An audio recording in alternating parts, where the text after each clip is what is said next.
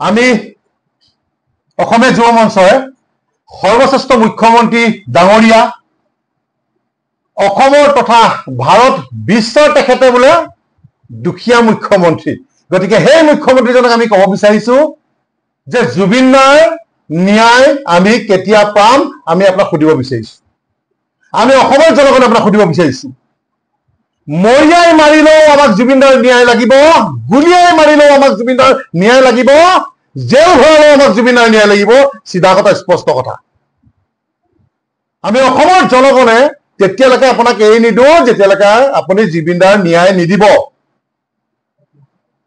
ভাইমমান থিয়েটাৰৰ দৰে নৃত্য নাটিকাৰ দৰে নাটকৰ দৰে আপোনালোকে যি ঢেকু ভাওনা কৰি আছে অসমৰ জনগণে দেখি আছে গতিকে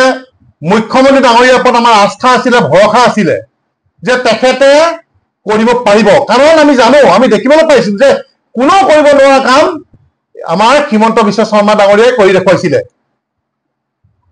যিদৰে তেখেতে ড্ৰাগছ মাফিয়াক গুলিয়াই মাৰিছিলে আমাৰ অসমৰ স্বাৰ্থত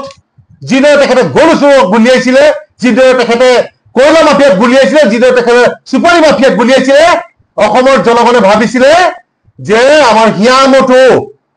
আমাৰ অন্তৰাত্মা আমাৰ ভগৱান জুবিন দাৰ ক্ষেত্ৰত ন্যায় পাম আৰু এটা ভাল খবৰ তেখেতৰ পৰা লাভ কৰিম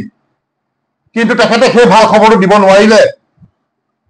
আমি অসমৰ জনগণ আজি দুখত আছো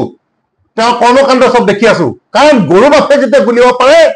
ড্ৰাগছ মাফিয়াক গুলিয়াব পাৰে আমাৰ হিয়ামতোক যোনে মাৰিছে তাক গুলিয়াব নোৱাৰে এইটো কেনেকুৱা কথা আমি কিন্তু শান্ত এতিয়াও হোৱা নাই সিধা কথা স্পষ্ট ভাষা আপোনাক ক'ব বিচাৰিছো আমি কিন্তু এতিয়াও শান্ত হোৱা নাই মিয়াক আমি ভাবিছিলো মিয়াক যিদৰে আপুনি অবৈধ বাংলাদেশীক যিদৰে বলডেজাৰ চলাই হাজাৰ হাজাৰ ভূমি উচ্ছেদ কৰিছিল হাজাৰ হাজাৰ ঘৰ ভাঙি দিছিলে আমি ভাবিছিলো এই কালপিত শেখৰৰ ঘৰ আপুনি ভাঙি দিব আমি ভাবিছিলো সিদ্ধাৰ্থ শৰ্মাৰ ঘৰ আপুনি ভাঙি দিব আমি ভাবিছিলো শ্যাম কানুৰ ঘৰ আপুনি ভাঙি দিব কিন্তু আপুনি সেইটো নকৰিলে গতিকে আমি এটাই কথা ক'ব বিচাৰিছো don't bring your dirty policy to Zubeen Garg don't bring your dirty policy for Zubeen Garg প্ৰত্যেকটো ৰাজনৈতিক দলক আমি কৈ দিব বিচাৰিছো যে ৰাজনীতি নানিব জুবিন গাৰ্গৰ লগত কিন্তু জুবিন গাৰ্গ কেতিয়া ৰাজনীতি কৰিবৰ কাৰণে হ'ব নোৱাৰে বিজেপি হওক এজেপিয়ে হওক কংগ্ৰেছে হওক চিপিআই হওক অখিল গগৈ হওক লুইনে হওক যোনে হওক আমি কৈ দিছো ডাৰ্টি পলিটিক্স কিন্তু জুবিন গাৰ্গৰ ক্ষেত্ৰত ইউজ নকৰিব কিন্তু সেইটো আমি অসমৰ জনগণে কি কৰিব লাগে সেইকেইটা কৰিম আপুনি ন্যায় নিব নোৱাৰিলে আমি অসমৰ জনগণে নিজে ন্যায় ল'ম কিন্তু আপুনি পস্তাই যাব আপুনি যিবিলাক দম্ভ জম্ভ মাৰি আছে আপুনি কিন্তু পস্তাই যাব সিধা কথা কৈ দিছো আপোনাক মই এটা কথা ক'ব বিচাৰিছো চিঞৰ মাৰি দিলে শুনা নিচিনা ছিংগাপুৰ আপোনালোকে গৈ পেলাই এই যিকেইটা অহা নাই তাৰ অকমানকে ভিডিঅ' কাটি তেওঁলোকে ছ'চিয়েল মিডিয়াত দিলে আপোনাৰ ফৌজ পঠিয়াই দিয়ক পুলিচ আপোনাৰ চৰকাৰ আপোনাৰ বন্ধুত্ব ৰাষ্ট্ৰ বুলি আমি গম পাওঁ গতিকে তেওঁলোকৰ ভিজা পাছপৰ্ট কাটি দিয়ক কুকুৰৰ নিচিনাকে ইয়াত আহি উপস্থিত হ'ব লাগিব অসমত আৰু যদি নোৱাৰে আপুনি বলক আমি লগত যাম অসমীয়া জনতা আপোনাৰ লগত যাম টেটুটোত ধৰি গোটেইকেইটাকে লৈ আহিম টেটুত ধৰি চুচৰ চিচৰ গোটেইকেইটাক লৈ আহিম ছিংগাপুৰৰ পৰা যে অসমৰ জনগণক এটাই প্ৰাৰ্থনা জনাব বিচাৰিছো অনুৰোধ জনাব বিচাৰিছো যে যিমানকেইটা চিনেমা হল আমাৰ অসমত আছে যদি পাৰা যায় ভাৰততো আছে আমি এটাই কথা আমি সকলো অসমবাসী ৰাইজ ভাৰতবাসী ৰাইজক অনুৰোধ জনাইছো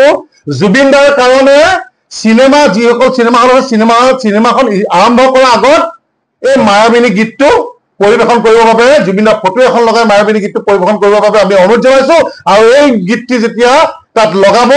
সকলো ৰাইজক যিসকলে চিনেমা চাবলৈ যাব সকলো ৰাইজক থিয় হৈ মৌন প্ৰাৰ্থনা কৰিবৰ বাবে আমি জনাইছো তেখেতৰ সদ্গতিৰ কাৰণে তেখেতৰ ন্যায়ৰ কাৰণে এইখিনি কৰিবৰ বাবে আমি অসমীয়া যুৱ মঞ্চে অনুৰোধ জনাইছো হাত জোৰ কৰি